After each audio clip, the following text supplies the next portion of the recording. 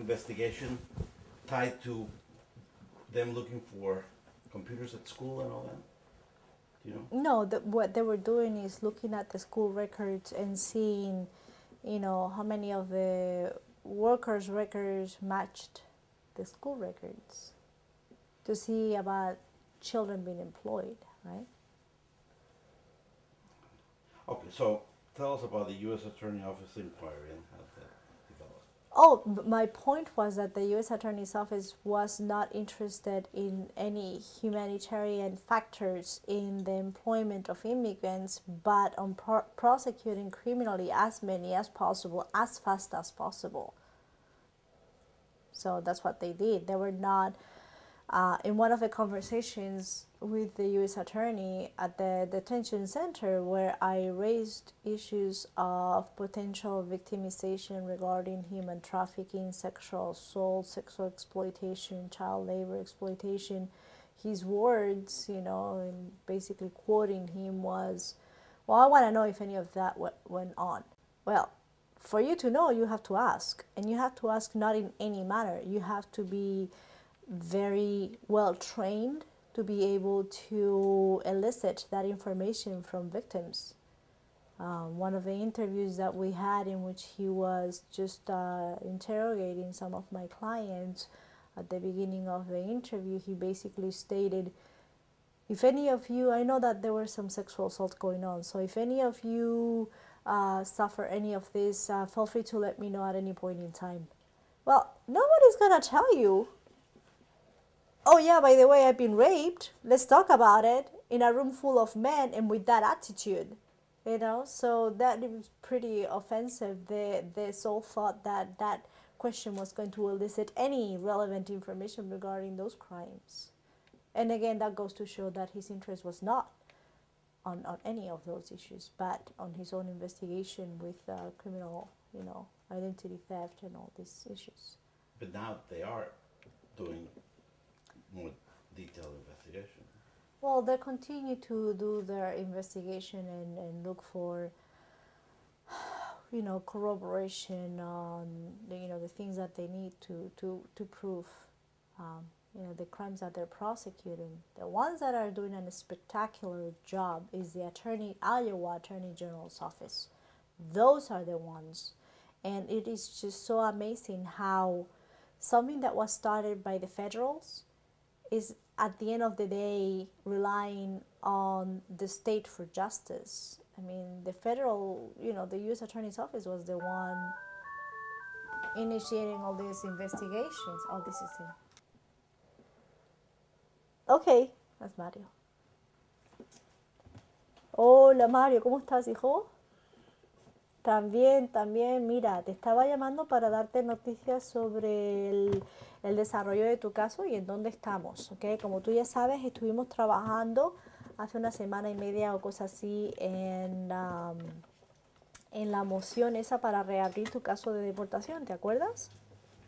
Ok, bueno, pues entonces ya en migración, para que al darle la copia de estos documentos ya no te saquen del país, ya no te deporten. ¿Ok? Así que ahora mismo estás en buenas manos y estás en un buen momento. Lo siguiente que va a pasar es que ahora la oficina de refugiados va a revisar toda la papelería que ya le enviamos la semana pasada. ¿Ok? Y yo he llamado a Mona esta mañana y he llamado al director de la oficina de refugiados y he llamado también a inmigración para que me digan cuál es el resultado de su decisión.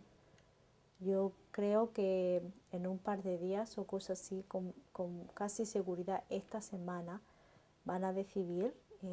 Yo pienso que hemos hecho todo lo que ellos nos han pedido y que su decisión debe de ser favorable. ¿Ok? Entonces, lo que eso significa para ti es que vas a tener una oportunidad de ir delante del juez otra vez para defenderte. Número 1. Y número 2, vamos a poder llevar a tu mamá a que te recoja y te vas a poder regresar a Postville con tu mamá y con tus hermanos. ¿Ok? Sí, hijo, sí. Ha sido un camino bastante largo, ¿no? Pero ya estamos al final. Ten mucho ánimo. Yo creo que esta semana, ¿ok? Estamos todos deseando de verte aquí. O sea que, mira, ¿cómo estás tú? ¿Estás aprovechando el tiempo ahí? ¿Estás estudiando duro? Entonces cuando vengas nos vas a enseñar a todo inglés. ¿Ya? Muy bien, pues ya está. ¿Tienes más preguntas para mí, Mario? ¿Quieres que le diga algo a tu mamá?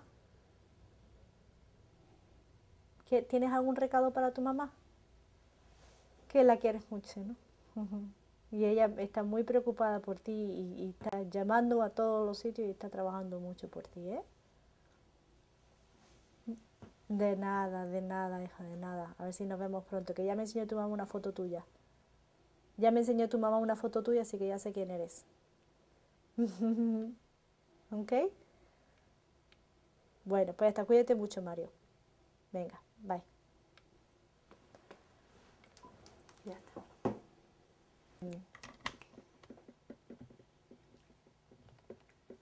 Y habrá salido a ver Chicago. Pobrecito. Cuando vayan a recogerlo, por favor, Sí, por lo menos llévenlo a algún sitio, ¿no? Que él sí, diga, estuve en Chicago, ¿no?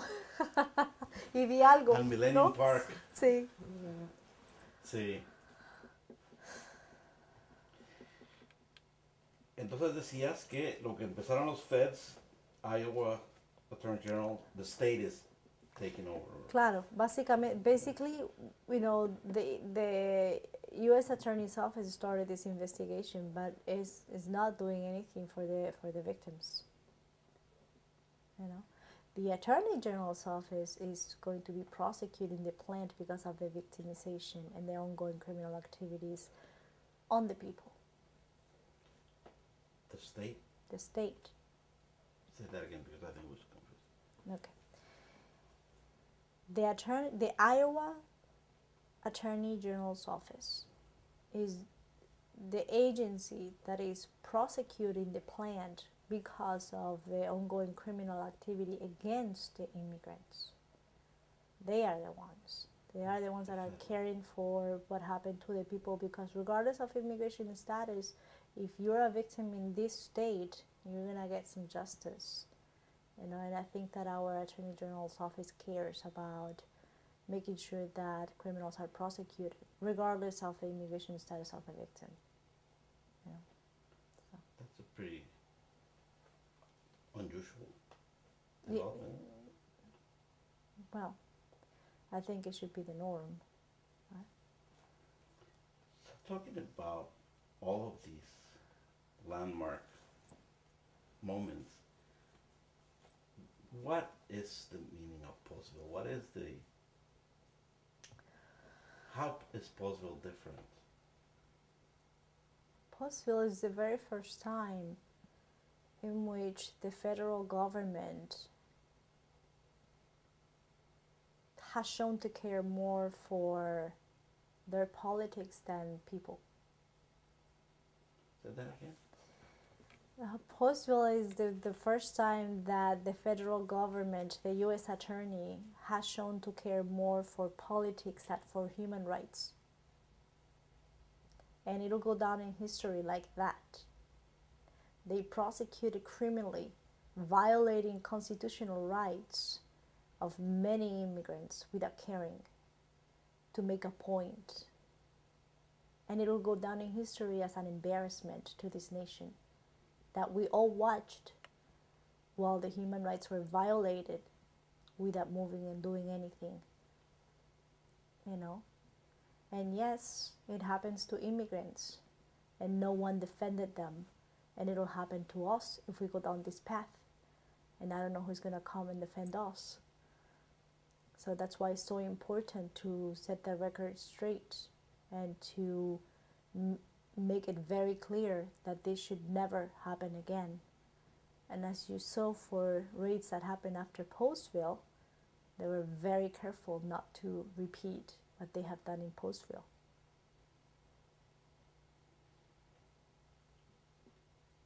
So is the state of Iowa also doing something that hasn't been done before?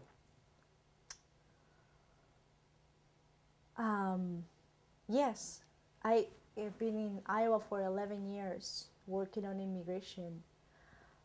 The state of Iowa, the Attorney General's office chose to prosecute this particular case because they could have delegated to local prosecutors, right, and stay out of it. They chose to lead the prosecution and to make sure that business are aware and is made clear that violations and victimization of immigrants won't be tolerated in this state. And I think that's a very good example to set for the entire nation. That just because people are immigrants and may not have the proper documentation shouldn't be an excuse to exploit them and commit crimes against them and take advantage of them. It's capitalism at its best, you know.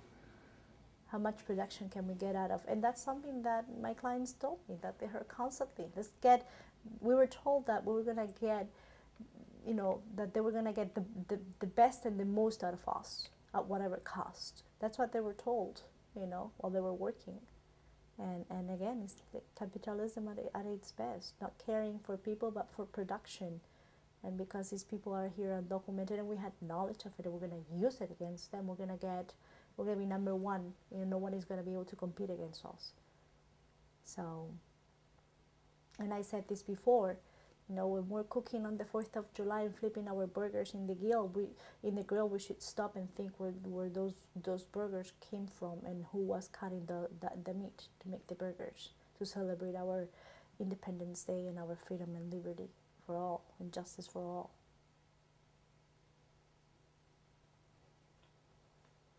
So, you think that Paulsville will also make a difference in the way immigration reform takes place? I think it's a cry for the need for comprehensive immigration reform. Because if this doesn't make the point of why it is crucial that we change our immigration laws, I truly don't know what would. You know, I mean, you have kids being exploited working 19 hours. If that doesn't get home to all of us parents, I don't know what will, truly. So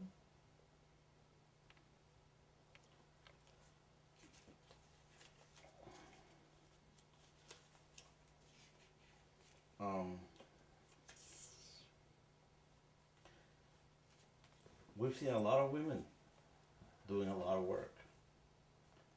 Talk about that. well, we are the ones that fix things, right? And that take care of.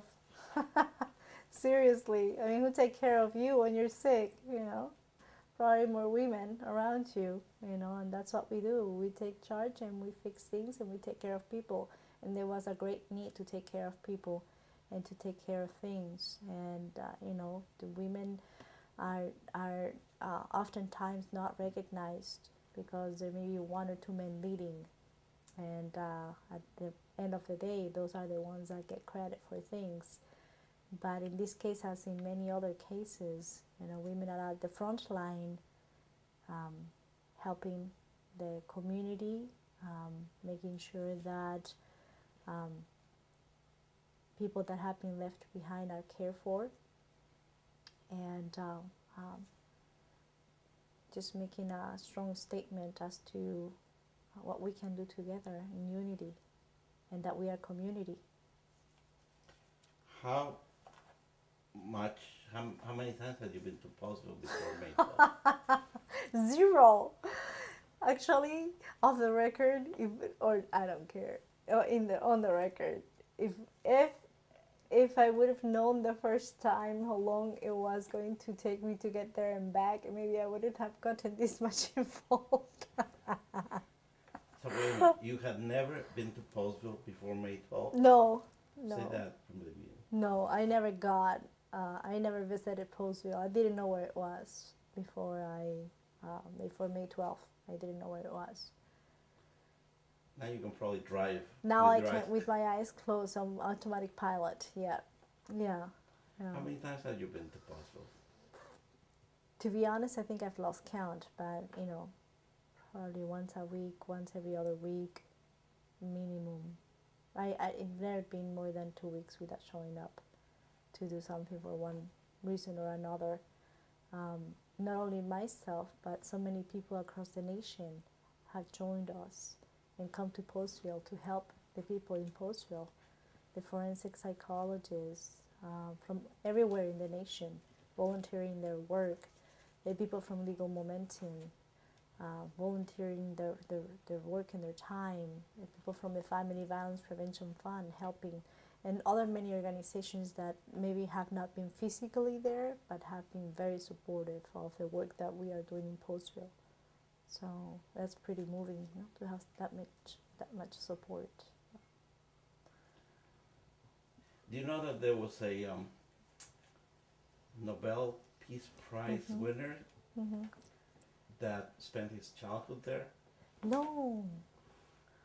Pottsville is the boyhood home of Dr. John T. Mott, who in 1946 won the Nobel Peace Prize.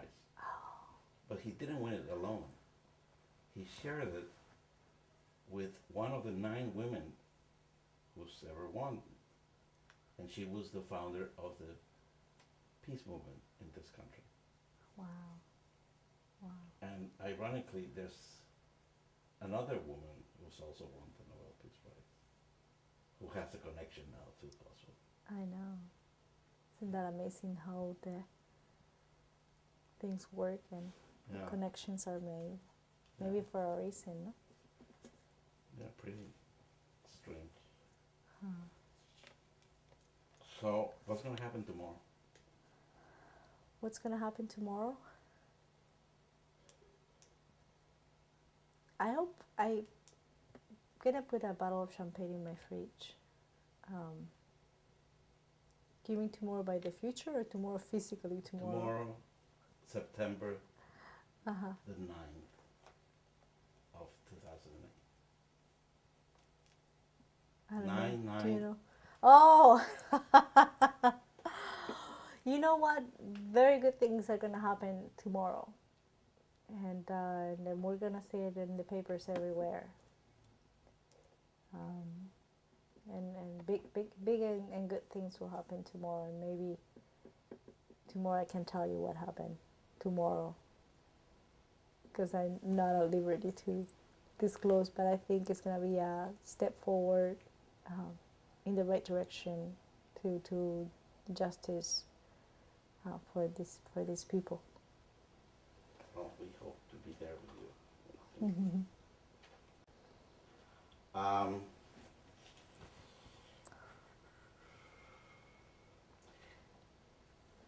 Will it be possible for us to interview some of the people who you're asking? No, these women and children. You're starting with the children, that they are going to be filing charges.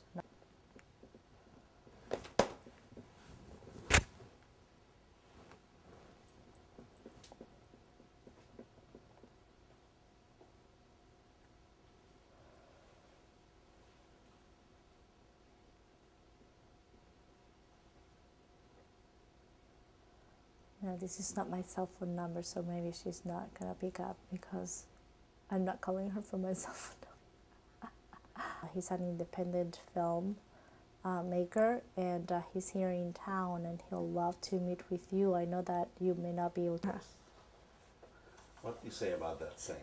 Yeah, I think that's true, but it's also true in the reverse roles of, behind every work that women do, there is a great man. And I know that a lot of women are heavily involved in the front line of Postville, but I also know that there are many husbands that are at home taking care of our children and making sure that things keep happening at home while we are giving ourselves to the community. Who are some of those men and who are some of those women? Well, Luz, Maria, and her husband Greg, and Violeta, and Sister Mary, and Leslie Orlov, and all the women that come and volunteer at church, and all the women with ankle bracelets with husbands still here who are involved supporting other women that are maybe doing arts and crafts to support other women and themselves. So many women who have the support of their partners and their husbands, and we gotta recognize their work, because truly, if we have to be worried about whether our children are taken care of or not, I don't think we will be able to do any of this work. So, do you remember when you wanted to be a dancer? That was a secret. A singer and a dancer. I think I got over that when I was 8 and found out that I didn't have a good voice. Yeah. But then you wanted to be an artist? And then I wanted to be a coach. I wanted to be a trainer and a coach. And my mom told me that, and that if I didn't make it, because it's really hard to make it into the gymnastics or school, university in Spain, that I had to do whatever she told me. And I said, sure. Truly, I mean, I had really great scores and good GPA, so I had no doubt. And 1 week before the test, I broke my leg. I was destined to do what I'm doing. So she said, okay, you're going to law school. And I cry and I cry. I said, I don't want to be a lawyer. You be a lawyer if you want to. I don't want to be a lawyer. Well, what do you want to be? I want to be a social worker. But you're not going to be able to help as much people if you're a social worker. If you're an attorney, you can be a social worker also. You go to law school. And so she told me, okay, here's the story. You go for a year. If you hate it, you can quit. So I went for the first year, and I never quit. So I guess sometimes mothers know better, huh? So. ¿Algo más? That's it. Not today. Not today, but when